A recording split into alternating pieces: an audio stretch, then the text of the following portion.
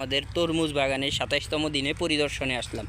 পরিদর্শনে আসার পরে আমরা দেখতে পেলাম আমাদের তরমুজ বাগানের মধ্যে কিছু কিছু গাছের পাতা কুঁকড়িয়ে যাচ্ছে, নেতিয়ে যাচ্ছে। এজন্য আমরা দেখলাম এখানে কি সাদা মাছির আবির্ভাব আছে কিনা। দেখলাম আমাদের পাতার নিচে কোনো সাদা মাছির আবির্ভাব নেই।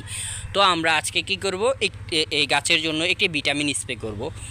মণ্ডলী, আজকে আমরা আমাদের তরমুজ গাছে ফ্লোরা স্প্রে করব। ফ্লোরা স্প্রে করার অন্যতম একটি কারণ হচ্ছে এই যে দেখতে পাচ্ছেন আমাদের তরমুজ গাছে পাতাগুলো কুঁকড়িয়ে যাচ্ছে, নেতিয়ে যাচ্ছে। এজন্য আমাদের একটি ভিটামিন স্প্রে করা দরকার।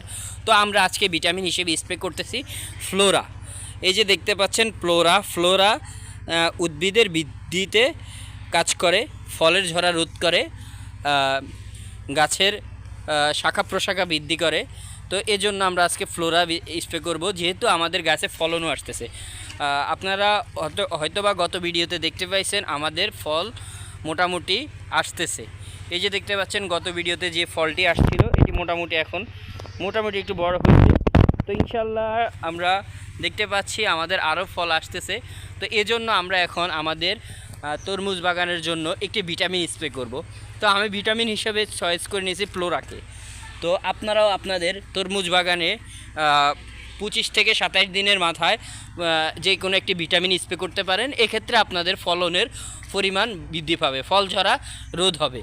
তো সবাই আমাদের ভিডিওটি টেনে টেনে দেখবেন না, অবশ্যই ভিডিওটি পুরোপুরি দেখবেন। আজকে আমরা আমাদের ফ্লোরা স্প্রে করাটা আপনাদেরকে দেখানোর চেষ্টা করব, যে তরমুজ বাগানের মধ্যে ফ্লোরা স্প্রে করলে যে তরমুজের ফল বৃদ্ধি পায় আমরা আপনাদেরকে প্রত্যেকটি ভিডিওর মাধ্যমে দেখানোর চেষ্টা করব।